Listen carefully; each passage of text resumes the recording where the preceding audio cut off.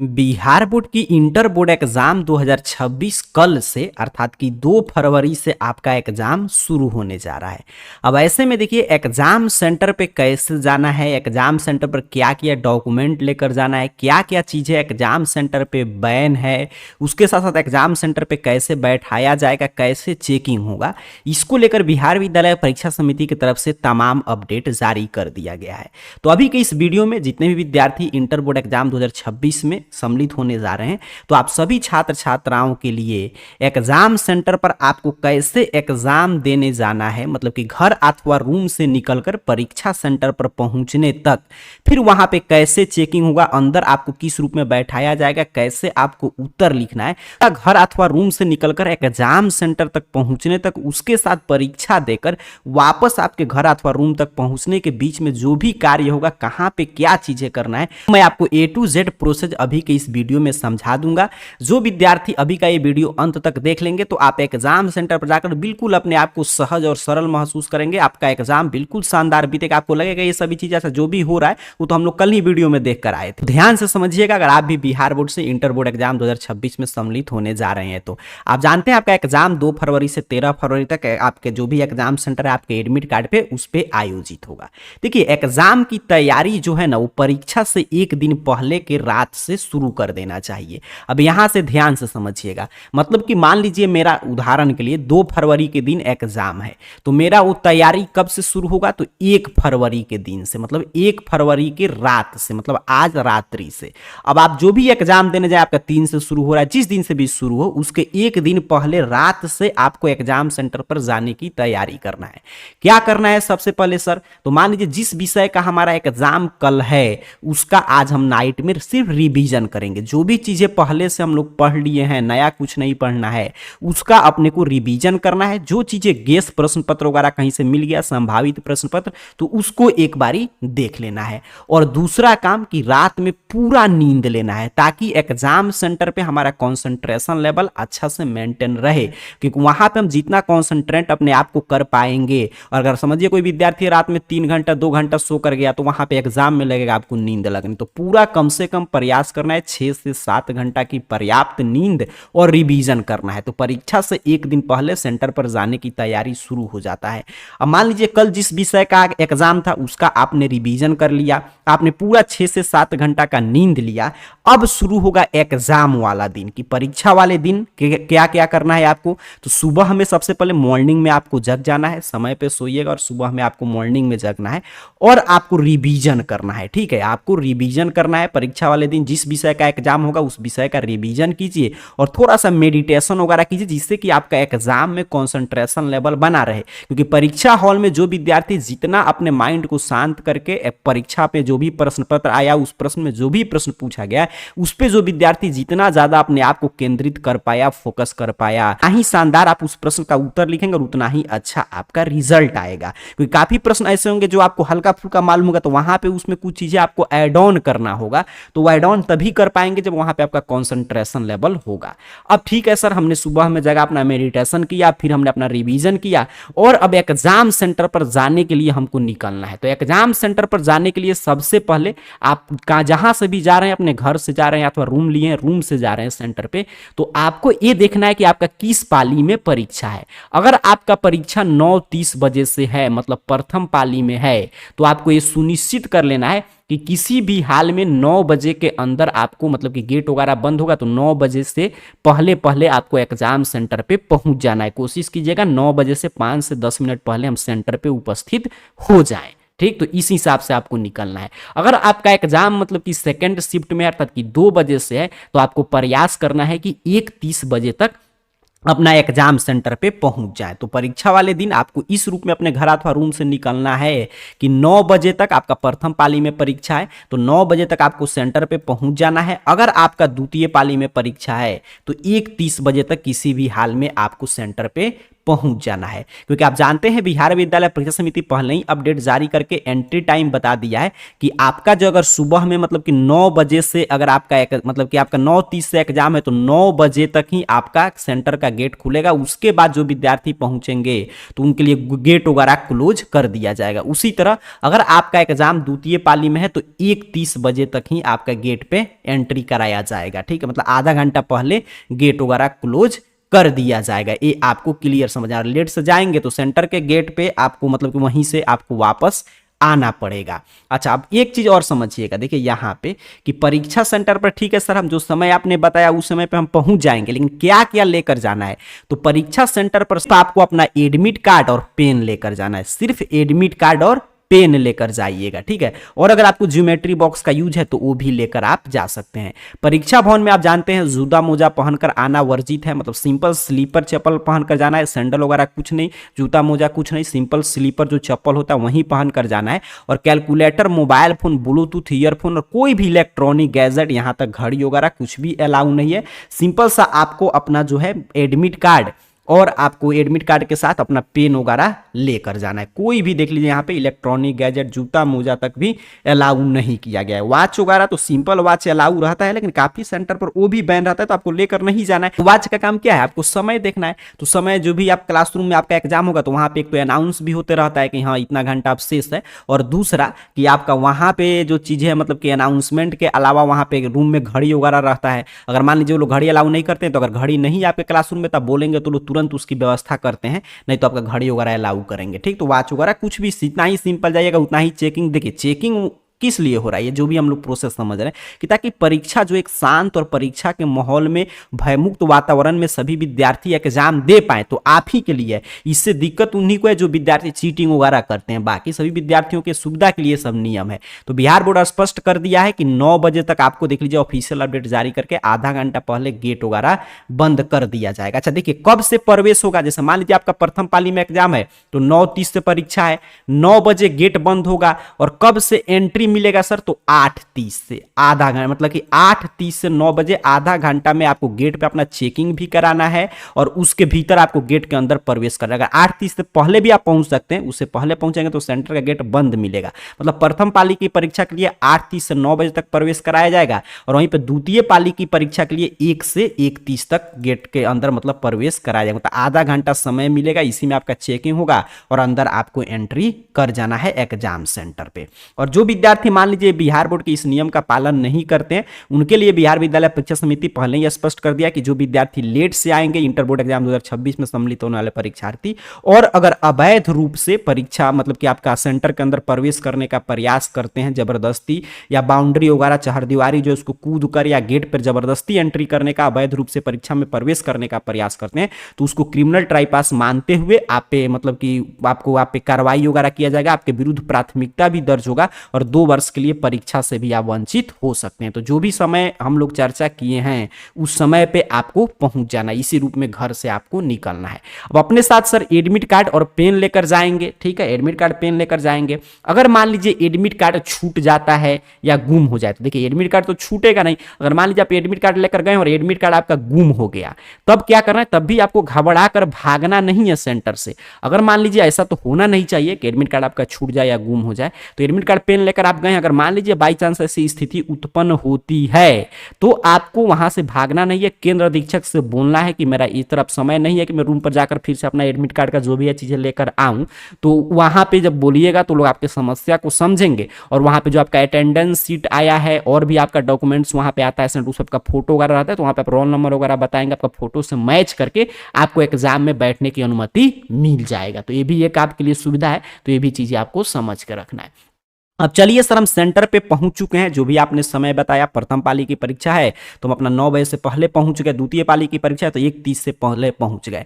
अब सेंटर पर पहुंचकर हम क्या करेंगे? तो जैसे ही एग्जाम सेंटर पे आप पहुंचेंगे तो वहां पे सबसे पहले जो आपका सेंटर है, तो यहाँ पे जैसे देखिएगा, यहाँ पे ध्यान दीजिएगा, ये दीवार है। ठीक है, तो सेंटर के गेट पे हर एक दीवार पे आपका सीट प्लानिंग चिपकाया रहेगा। सीट प्लानिंग यहाँ पे चिपकाया गया रहता है, यहाँ पे कि आप देखें कि हाँ आपका इतना रोल नंबर वाले विद्यार्थियों का इतना नंबर कमरा में अंदर एग्जाम है। तो सेंटर के गेट पे पहुंच के सबसे पहले जो सीट प्लानिंग यहाँ पे चिपकाया रहेगा उसको अपने को देख लेना है कि रूम में हम जाएं, जब अंदर प्रवेश करें तो वहां पे हमको खोजना नहीं पड़े, वहां पे हमको ये पता रहे कि इतना नंबर कमरा में जाके हमको बैठना है। तो गेट पे पहुंचने के बाद आपको क्या कीजिए कि यहाँ पे जो चीजें हैं मतलब कि सीट प्लानिंग है उसको सबसे पहले देखना है। फिर कोई वहां पे मान लीजिए आपका दोस्त मित्र मिल गया तो उससे थोड़ा फॉर्मल चीज बातें कर रहे हैं ताकि आपका कंसंट्रेशन रहे और आपको रिलैक्स आपको फील करना है। अगर मान लीजिए देखिए आप सीट प्लानिंग आप भूल भी गए हैं ना, तभी आप अंदर जाएंगे तो जो भी वीक्षक कर्मी रहते हैं आपकी सुविधा के लिए रखा गया, तो उनसे आप पूछेंगे तो लोग फिर अंदर बता देंगे। अंदर भी चिपकाया रहता है कि आपको कहां पे जाके बैठना है। फिर आप गेट पे पहुंचेंगे तो ये चीज है। फिर आपका आधा घंटा मिलेगा मतलब कि प्रवेश करने के लिए, प्रथम पाली और द्वितीय पाली की परीक्षा शुरू होने से आधा घंटा पूर्व, आधा घंटा का ही समय दिया जाएगा। जैसा कि हम लोग देख रहे थे कि 8:30 से 9 बजे तक प्रथम पाली के लिए प्रवेश के लिए गेट खुलेगा और फिर आपका द्वितीय पाली के लिए 1 से 31 तक एंट्री कराया जाएगा, 31 में गेट बंद होगा। अब देखिए यहाँ पे आप गेट पे पहुंचेंगे तो एक तो आपको ये चीजें देख लेना है, फिर आपका चेकिंग होगा। ठीक है, आपका चेकिंग होगा कि आप कोई चीट पुर्जा तो लेकर नहीं जा रहे हैं। अब चेकिंग के लिए क्या क्या बिहार विद्यालय परीक्षा समिति व्यवस्था किया है तो वो समझिएगा। देखिए सबसे पहले 2 स्तर पे आपका चेकिंग होगा। 2 स्तर पे मतलब एक गेट पे, आगे हम लोग ऐसे डिटेल में समझेंगे, और एक अंदर, और 3 स्तर पर बिहार विद्यालय परीक्षा समिति इस साल मजिस्ट्रेट की प्रतिनियुक्ति किया है। हर एक परीक्षा केंद्र पर सीसीटीवी कैमरा और वीडियोग्राफी वगैरह भी होते रहेगा हर एक परीक्षा केंद्र पर। अब देखिए यहाँ पे जो बिहार बोर्ड की तरफ से बताया गया कि ये नियम बिल्कुल क्लियर है, स्पष्ट है। याद रखिएगा 30 मिनट पूर्व जो अभी हम लोग समय देख रहे थे उस पर आपको पहुंचना। किसी भी तरह का electronic watch, smart watch, magnetic watch, मतलब कोई भी वॉच वगैरह आपको पहनकर नहीं जाना है, वो भी उस पर भी रोक लगा दिया गया है बिहार विद्यालय परीक्षा समिति की तरफ से। और आपका जो एग्जाम सेंटर रहेगा उसके 200 मीटर में, जहां पे भी आपका एग्जाम सेंटर है उसमें 200 मीटर में जो है आपका धारा 144 लागू रहता है। कोई भी अनाधिकृत व्यक्ति प्रवेश नहीं कर सकता है। वहां पे फोटो स्टेट की सभी दुकानें बंद रहता है। अब देखिए 2 स्तर पे विद्यार्थियों की फिक्सिंग अर्थात कि आपका चेकिंग वगैरह, जांच वगैरह किया जाएगा। वो कैसे, तो पहला जो स्तर है तो उसमें जब आप गेट पे प्रवेश करेंगे तो गेट पे ही आपका चेकिंग होगा। पहले स्तर में क्या होगा, गेट पे ही आपका चेकिंग किया जाएगा। अब जो गेट पे चेकिंग होगा तो उसमें क्या क्या चेकिंग होगा, तो आपका एडमिट कार्ड से आपका फोटो वगैरह मैच कराया जाएगा। फिर आपका जूता मोजा वगैरह सभी चीजें चेक होगा कि आप जूता मोजा मतलब जो चीजें बैन है वो लेकर तो आप नहीं जा रहे हैं, सिर्फ एडमिट कार्ड और पेन ही आपको लेकर जाना है। तो गेट पे ये इस रूप में आपका चेकिंग हुआ जैसा कि आप यहाँ पे देख पा रहे हैं।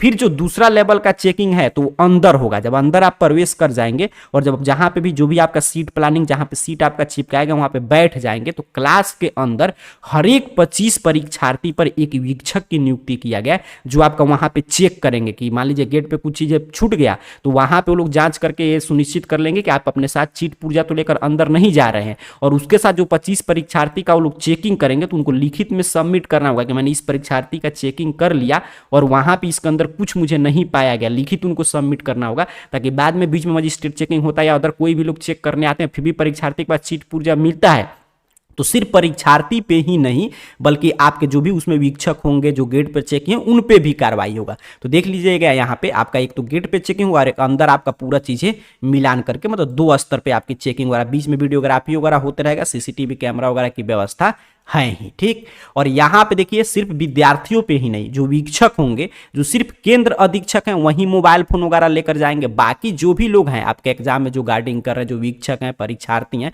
कोई भी मोबाइल लेकर नहीं जा सकते। मतलब जो अंदर चेकिंग में है वो लोग भी मोबाइल लेकर नहीं प्रवेश करेंगे। सभी है कि क्वेश्चन पेपर अगर वायरल होता है तो अंदर पहुंचे ही नहीं, इसलिए बिहार विद्यालय परीक्षा समिति ये सभी व्यवस्था कर रहा है। और देखिए हर जगह यही अपडेट है कि जूता मोजा वगैरह इस साल बैन रखा गया। हर साल छूट मिलता था लेकिन इस साल ठंडा वगैरह नहीं है, इस वजह से आपका इस पे बैन लगा हुआ है। और अगर मान लीजिए आपके एडमिट कार्ड में कोई भी गड़बड़ी है तो एडमिट कार्ड में कोई भी गड़बड़ी है, मतलब मान लीजिए आपका फोटो स्पष्ट नहीं आया है या आपका नाम वगैरह में त्रुटि है, तब आपको अपने साथ कोई भी एक फोटो युक्त पहचान पत्र जैसे आधार कार्ड वगैरह लेकर आपको जाना होगा। अगर आपका एडमिट कार्ड बिल्कुल सही है, आपका फोटो स्पष्ट है, आपका नाम वगैरह हर एक डिटेल उस पर सही है, तो आप सिर्फ एडमिट कार्ड पेन लेकर जाएंगे। और जिनके एडमिट कार्ड में कोई गड़बड़ी है, मतलब कोई भी त्रुटि है, वो अपने साथ कोई भी फोटो युक्त पहचान पत्र लेकर जाएंगे। ये आपको क्लियर समझना है।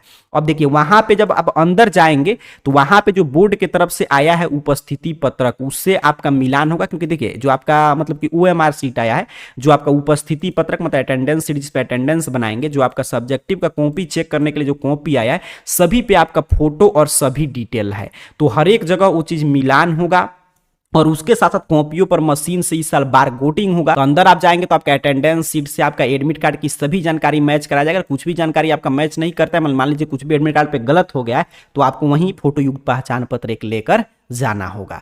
अब सेंटर में सर प्रवेश कर गए, ठीक है, सभी चीज चेकिंग हम करा लिए। अब जाकर क्या करेंगे, तो जहां पे भी आपका मतलब सीट प्लानिंग किया गया है, जहां पे भी चिपकाया गया रहेगा, इस तरह नहीं बैठा जाएगा। वहां पे मतलब इस रूम में बैठे, जैसे 2 विद्यार्थी यहाँ पे रहते हैं, फिर एक बीच में, मतलब इस बेंच पे 2 विद्यार्थी और पीछे वाले बेंच पे 1 विद्यार्थी, मतलब यहाँ पे समझिए, देखिए इस बेंच पे 2 विद्यार्थी हैं, फिर इसके पीछे वाले पे 1, फिर इसके पीछे वाले पे 2, इस रूप में बैठाया जाएगा।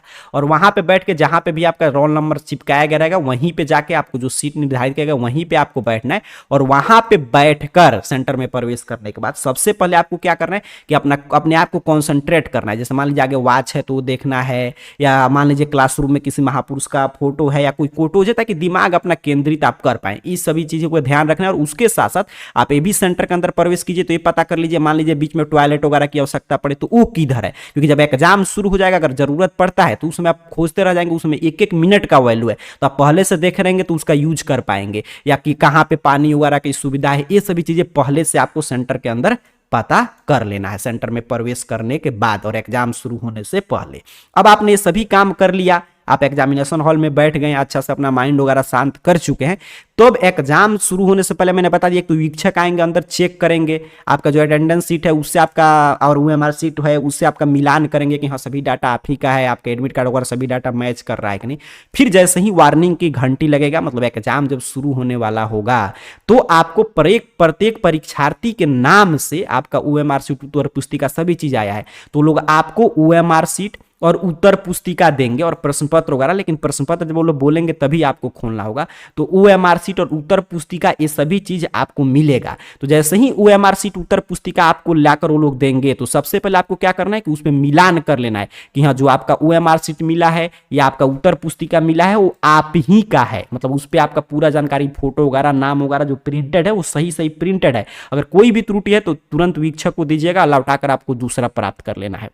और उसके साथ ये भी देख लेना कि कहीं पे पेज वगैरह फटा हुआ तो नहीं है। तो सबसे पहला काम, जैसे ही एग्जाम शुरू होगा वैसे ही आप अपना उत्तर पुस्तिका और ओएमआर सीट मिला लीजिएगा, बिल्कुल ध्यान से अपने एडमिट कार्ड से कि उस पर दी गई सभी जानकारी सही सही है कि नहीं। और मिलाने के बाद ही अगर आपका सभी चीज सही है तो उस पर आपको कुछ भी जानकारी भरना है, ठीक है। अब देखिए जैसे ही आपको तीनों चीजें एक साथ मिलेगा, मतलब प्रश्न पत्र, उत्तर पुस्तिका, सभी चीज, और प्रश्न पत्र जो हर साल की बात थी, इस साल भी 10 सेट में आपका तैयार किया गया, मतलब ए से जे तक 10 सेट में प्रश्न है। अब सेट का मतलब ये नहीं कि अलग अलग प्रश्न रहेगा, जैसा कि आप मैट्रिक में देख चुके हैं कि ए में जो प्रश्न मान लीजिए 1 पर है वो जे में 10 पर आएगा, मतलब प्रश्न सेम रहता है, बस प्रश्न के क्रमांक में अंतर कर दिया जाता है, ताकि जो विद्यार्थी इस तरह इस लेवल में मतलब बैठे हैं कि इस पे 2 विद्यार्थी, इस पे एक तीसरा, इस पे चौथा, तो मान लीजिए ए वाला को जो प्रश्न पत्र मिला सेट, वो फिर 10वें 11वें नंबर पे जो विद्यार्थी बैठा उससे वो चीजें मैच करेगा। तो इस रूप में प्रश्न पत्र वगैरह तैयार किया गया है ए से जे तक 10 सेट में, ये आपको ख्याल रखना है।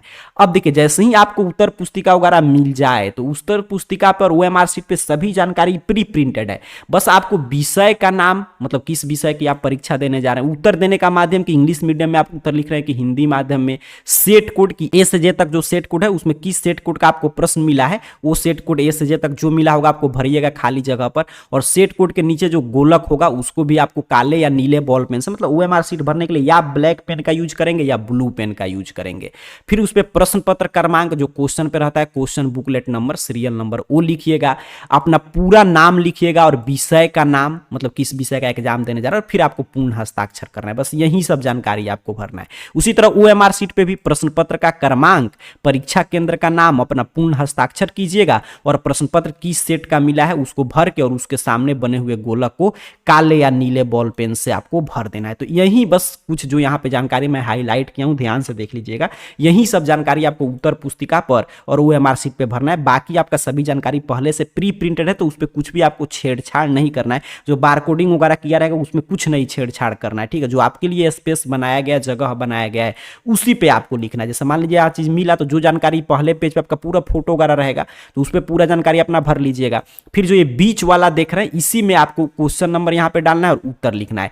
यहाँ पे या यहाँ पे कुछ भी आपको नहीं लिखना है। एक क्लियर है, ये मतलब परीक्षक के लिए चीजें जगह छोड़ा गया, समझ रहे हैं ना। मतलब यहाँ पे इस साइड में यहाँ पे नहीं लिखना है। जो भी आपको काम करना है इसी बीच में आपको उत्तर वगैरह लिखना है। किसी भी प्रश्न का उत्तर आप पहले लिख सकते हैं। मतलब मान लीजिए 5 नंबर मुझे लिखना है, तो मैं यहाँ पे लिखूंगा 5 और आंसर लिखूंगा। फिर 1 का लिखना है तो 1, बस ये नहीं गलती करना है कि 5 पे हम लोग मैंने 5 नंबर शुरू में लिखना है तो यहाँ पे क्वेश्चन नंबर 1 डाल दिए, ऐसा गलती नहीं करना है। तो कोई भी प्रश्न आप लिख सकते हैं, जरूरी नहीं है कि सिलसिलवार से ही आप उत्तर लिखेंगे। ओएमआर शीट आपका इसी तरह मिलेगा, फोटो वगैरह रहेगा, सभी जानकारी प्री प्रिंटेड रहेगा। बस यही जो चीजें आपको बता रहा था कि किस सेट कोड का प्रश्न मिला है ए से जे तक, इसमें भर दीजिएगा। और जो भी सेट कोड का प्रश्न मिलेगा उसके नीचे गोलक को भर दीजिएगा, नीले या मतलब कि ब्लू या आपका ब्लैक पेन से। फिर यहाँ पे प्रश्न पत्र क्रमांक किस तरह आपको लिखना होता है, परीक्षा केंद्र का नाम, और यहाँ पे आपको हस्ताक्षर करना है। यहाँ पे कुछ नहीं करना है, वीक्षक यहाँ पे हस्ताक्षर करेंगे, यहाँ पे केंद्र अधीक्षक का मुहर लगेगा। बस यही कॉमन सा जानकारी आपको भरना है। और ये सब चीजें जरूर भरिएगा, क्योंकि इसको भरने के बाद ही आपको उत्तर लिखने के पहले उत्तर लिखना शुरू कर दिए, जमा करने के टाइम भरेंगे। क्योंकि वहीं अगर मान लीजिए पूरा आप उत्तर लिख दिया और जो जानकारी यहाँ पे बताया गया वो चीजें आप नहीं भरे हैं, तो आपका जो रिजल्ट है वो पेंडिंग में इसी वजह से जाता है। ये सभी चीज जो विद्यार्थी नहीं भरते हैं, तो इसीलिए सबसे पहला काम यही करना है, फिर आपको उत्तर लिखना है। अब ठीक है सर, हमने सारा जानकारी भर लिया और हमको ऑब्जेक्टिव का मतलब ओएमआर शीट और सब्जेक्टिव का एक ही साथ मिला, उत्तर पुस्तिका और क्वेश्चन पेपर। लेकिन आपको ध्यान रखना कि पहले आपको ऑब्जेक्टिव क्वेश्चन सॉल्व करना है, ये नहीं कि पहले लगे सब्जेक्टिव लिखने, क्योंकि भले ही तीनों एक साथ मिलेगा, लेकिन शुरू से 1 घंटा में आपको ऑब्जेक्टिव सॉल्व करना है और साइड में कर देना है ओएमआर शीट, क्योंकि ऑब्जेक्टिव का ओएमआर शीट पहले जमा हो जाएगा, जैसा कि आप मैट्रिक में देख चुके हैं, और सब्जेक्टिव का उत्तर बाद में लिखना है। ठीक, तो पहले अपने को ऑब्जेक्टिव सॉल्व करना है, क्योंकि ऑब्जेक्टिव भले एक ही साथ ओएमआर शीट उत्तर पुस्तिका दिया जाएगा, लेकिन ओएमआर शीट बीच में जमा हो जाएगा और सब्जेक्टिव कॉपी आपसे लास्ट में लिया जाएगा। तो पहले ऑब्जेक्टिव सॉल्व कीजिएगा और फिर सब्जेक्टिव, इस बात को ध्यान से मतलब समझ के रखिएगा। अब ठीक है सर, वहां पे हमने उत्तर लिखना शुरू कर दिया, तो अगर उत्तर पुस्तिका में कहीं पे भी रफ कार्य करने की आवश्यकता पड़ता है, तो जो सबसे मान लीजिए ऑब्जेक्टिव बना रहेगा रफ करना, या सब्जेक्टिव का कुछ मतलब क्वेश्चन का हम लोग अपना तैयार कर रहे हैं फॉर्मेट के किस रूप में लिखेंगे, तो कुछ भी रफ करना है, तो जो भी आपको उत्तर पुस्तिका मिला है सब्जेक्टिव प्रश्न का उत्तर लिखने के लिए, उसके अंतिम पृष्ठ पर रफ कीजिएगा और उसको क्रॉस जरूर कर दीजिएगा, मतलब जमा करते समय उसको काट दीजिएगा। तो रफ कहां करेंगे सर, तो जो हमारा एक कॉपी है इसके अंतिम पृष्ठ पर ऊपर लिख देंगे रफ। यहाँ पे जो भी कार्य करना है रफ का कार्य करेंगे, और जमा करते समय इसको बस ज्यादा काट कूट नहीं करना, इस तरह एक बारी क्रॉस कर देना है। तो ये सब बात कॉमन सा बात है जिसको आपको ध्यान में रखना है। और जैसे ही आप एग्जाम में उत्तर लिख रहे होंगे तो बीच में आपका चेकिंग वगैरह होगा, और उसके साथ बीच में आपको एक उपस्थिति पत्रक दिया जाएगा, अटेंडेंस सीट। अटेंडेंस सीट पे दी गई जानकारी ध्यान से बढ़िएगा, क्योंकि अटेंडेंस सीट पर अगर आप जानकारी नहीं भरते हैं तो उसी से आपका लगता है कि आप मतलब कि वही बताएगा उपस्थिति पत्रक कि मान लीजिए सपोज समझने के लिए अगर आपका ओएमआर सीट या कॉपी वगैरह गुम हो गया तो कैसे पता चलेगा कि आप एग्जाम में उपस्थित है, तो इसी उपस्थिति पत्रक से, अटेंडेंस सीट से। तो अटेंडेंस सीट पे जो भी आपका जानकारी है तो उस पे भी अटेंडेंस सीट जो आपका आएगा तो उस पे भी आपका फोटो रहेगा, हर एक जानकारी प्री प्रिंटेड रहेगा। बस आपको उस पे प्रश्न पत्र का क्रमांक मतलब क्वेश्चन बुकलेट नंबर, ओएमआर संख्या, ओएमआर सीट नंबर, उत्तर पुस्तिका का संख्या भर दीजिएगा, और जो भी सेट कोड का प्रश्न मिला है वो सेट कोड भरते हुए उस पे भी जैसे मैं दिखा रहा था उसको काले या नीले बॉल पेन से भर दीजिएगा और अपना पूर्ण हस्ताक्षर कर दीजिएगा। देखिए कलम आप दोनों लेकर जा सकते हैं, लेकिन ओएमआर सीट में याद रखिएगा अगर काले पेन से भरे तो पूरा ओएमआर सीट काले पेन से भरिए, अगर ब्लू पेन से भरे तो पूरा ओएमआर सीट ब्लू पेन से भरिए। और सब्जेक्टिव का उत्तर लिखना है तो उसमें दोनों का प्रयोग कर सकते हैं। मान लीजिए ब्लैक पेन है तो उसका हेडिंग वगैरह देने के लिए, क्वेश्चन नंबर वगैरह देने के लिए, बाकी ब्लू से आप उत्तर लिख सकते हैं। तो ये अपने मतलब सुविधा के अनुसार, लेकिन ओएमआर सीट में दोनों कलम का यूज नहीं करना है, एक ही कलम का एक ही कलर के कलम से पूरा ओएमआर सीट भरिएगा। तो अटेंडेंस सीट पे भी प्रश्न पत्र का क्रमांक, ओएमआर सीट नंबर, उत्तर पुस्तिका संख्या, जहां पे निर्धारित जगह रहेगा वहां पे ध्यान से जरूर भरिएगा, क्योंकि यही अटेंडेंस सीट जो है ये आपको बताएगा कि आप एग्जाम में उपस्थित थे कि नहीं। ठीक, तो इन सभी बातों का ध्यान रखना है आपको एग्जाम सेंटर के अंदर। अब परीक्षा चल रहा है सर, अपना अच्छा से हम लोग उत्तर लिख रहे हैं, लेकिन ये भी ध्यान रखना है कि परीक्षा कक्ष में आपको एक दूसरे से मदद नहीं लेना है। मतलब या ना कोई कोई पूछ रहा है तो उसको बताना भी नहीं है, या किसी से कुछ पूछना नहीं है, क्योंकि ऐसा करते हुए या बातचीत करते हुए या किसी भी तरह की कदाचार शोरगुल करते हुए अंदर आप पकड़े जाते हैं तो उसको अपराध की श्रेणी में रखा जाएगा और आपको परीक्षा से निष्कासित कर दिया जाएगा। तो ये आपको ध्यान रखना है, क्योंकि आप एग्जाम देने गए हैं तो अच्छा से अपना दिमाग को अपने कॉन्सेंट्रेट करके अच्छा से उत्तर लिखना है। और उसके साथ साथ अगर उत्तर पुस्तिका पर ओएमआर शीट पर कुछ भी लिखने से पहले आपको थोड़ा सा विचार करके तभी लिखना है। अगर मान लीजिए कुछ भी चीजें आप गलत भर दिए और उत्तर जो पुस्तिका मिला है उस पे या ओएमआर शीट पर अगर आप बाद में उसको व्हाइटनर, इरेजर, नाखून ब्लेड वगैरह से अगर मिटाने का प्रयास करते हैं तो ये भी कदाचार का मामला माना जाएगा और आपका परीक्षा फल मतलब आपका रिजल्ट वगैरह नहीं आएगा, इनवैलिड शो करेगा जब आप रिजल्ट चेक करेंगे। तो ये चीज आपको ध्यान रखना है कि परीक्षा कक्ष में एक दूसरे से ना ही मदद करना है, तो आप एक्सपेल्ड कर दिए जाएंगे, और ना ही ओएमआर शीट पे नाखून, इरेजर, ब्लेड वगैरह से, व्हाइटनर वगैरह से कुछ भी मिटाने का प्रयास करना है। कुछ भी भरने से पहले ध्यान से पहले सोच समझ के तभी उस पर जानकारी भरिएगा। अब आपका एग्जाम चल रहा है और एग्जाम जब शुरू हो जाएगा, देखिए एक तो आप एग्जाम सेंटर के अंदर जो समय था उस पर पहुंच चुके हैं, फिर अंदर आप प्रवेश कर गए, तो उसके बीच में आप कहीं पे भी अपना सभी चीजें देख सकते हैं, कहाँ टॉयलेट की सुविधा है, कहाँ पानी वगैरह का, बाहर निकलकर घूम भी सकते हैं। लेकिन जब एग्जाम शुरू हो जाएगा, आपको प्रश्न पत्र, उत्तर पुस्तिका और ओएमआर शीट मिल गया, तब 1 घंटा के अंदर किसी भी परीक्षार्थी को रूम से भी, मतलब जिस रूम में आपका सेंटर है उससे बाहर जाने की अनुमति नहीं होगा। कुछ भी कार्य करने जाना है तो 1 घंटा बाद ही आपको बाहर निकलना है। तो ये ध्यान रखिएगा, 1 घंटा तक बाहर निकलने की अनुमति नहीं होगा। गेट से, नहीं कि सेंटर से, मेन सेंटर के गेट से तो आप एग्जाम जब बीतेगा तब सभी लोग साथ में निकलेंगे, लेकिन जिस रूम में है उसमें से भी 1 घंटा तक आपको एग्जाम से मतलब कि सेंटर से बाहर निकलने की अनुमति नहीं दिया जाएगा। और एक बार मान लीजिए आप ओएमआर शीट या उत्तर पुस्तिका जमा कर दिए तो फिर आप सोचेंगे कुछ याद आ गया, कुछ गलत भर दिए तो आपको नहीं मिलेगा। तो इसीलिए सोच समझकर सभी उत्तर लिखकर तभी आपको अंतिम में जमा करना है, यानी कि पहले ही जाकर जमा कर दीजिए। पहले आप इस तरह जमा कर देंगे, वो रोल नंबर से अरेंज कर लेंगे तो कुछ भी आपका छूटा होगा, क्योंकि हर जगह कैमरा वगैरह है तो उन लोगों के हाथ में भी नहीं है, तो अगर लोग देते हैं तो जो भी वीक्षक है उन पे भी कार्रवाई होगा। तो एकदम फाइनल अपना उत्तर वगैरह जब लिख लीजिएगा ओएमआर शीट अच्छा से, और फिर अपना कॉपी वगैरह पे सब्जेक्टिव का उत्तर, तभी आपको जो मतलब जाकर जमा करना है लास्ट में, या वो लोग खुद जमा करेंगे रोल नंबर वाइज, तो आपको आराम से लेकर बैठे रहना है, देख लेना है कि कहीं पे कुछ चीजें गलत तो नहीं हुआ है। और जब भी आप सब्जेक्टिव का उत्तर लिख रहे हैं तो उत्तर को अच्छा से जरूर सजाइएगा, ठीक है। मतलब ऑब्जेक्टिव में तो कोई बात नहीं, आप रफ किए ओएमआर शीट पे अपना जो भी प्रश्न आया और वो आप सॉल्व किए, लेकिन सब्जेक्टिव में हेडिंग वगैरह सभी चीजें 2 कलर के कलम का यूज कीजिए, अच्छा से पिक्चर पाई चार्ट के माध्यम से उत्तर को सजाने का प्रयास कीजिएगा। और ये बात याद रखेंगे कि 2 गुना प्रश्न है, ऑब्जेक्टिव में भी सब्जेक्टिव में भी, दोनों में 2 गुना प्रश्न पूछा गया है आपका। तो जब दोनों में 2 गुना प्रश्न है तो आधा प्रश्न छोड़ देना है। तो ये नहीं कि शुरू में कुछ प्रश्न आया जो नहीं आ रहा है तो अपने को घबराना नहीं है, आगे बढ़ना है, क्योंकि ऑब्जेक्टिव में भी मात्र 50% प्रश्न ही सॉल्व करना है, आधा प्रश्न छोड़ना है। लघु उत्तरीय, दीर्घ उत्तरीय में भी 2 गुना प्रश्न रहेगा, तो ये भी ध्यान रखिएगा कि सभी प्रश्न का उत्तर नहीं देना है। तो जिस प्रश्न का उत्तर नहीं आ रहा है उसको छोड़ते हुए हम लोग आगे बढ़ेंगे, अपना अच्छा से एग्जाम देंगे। तो ये क्लियर है। और ये भी ओएमआर शीट पे तो बस आपको ये ध्यान रखना है कि हाँ, जिस प्रश्न का उत्तर हम लोग लिख रहे हैं उसको अच्छा से मतलब कि उसी वही ऑप्शन कलर करें उस प्रश्न के सामने, लेकिन सब्जेक्टिव में अच्छा से अपना प्रश्न का उत्तर जो है सजा कर लिखिएगा, ताकि जब आपका कॉपी वगैरह चेक हो तो एग्जामिनर अच्छा से अंक वगैरह दे। तो सभी ये काम करने के बाद अपना जो भी आपको मतलब कि ओएमआर शीट मिला है, जो भी उत्तर पुस्तिका मिला है, वो सभी चीजें सबमिट कीजिएगा अच्छा से। और फिर जब समय होगा वो लोग बोलेंगे कि आपका एग्जाम खत्म हो गया, तब आप प्रश्न पत्र वगैरह लेकर अपने साथ आ सकते हैं, ठीक है। जो प्रश्न पत्र मिला है वो और जो एडमिट कार्ड मिला है वो,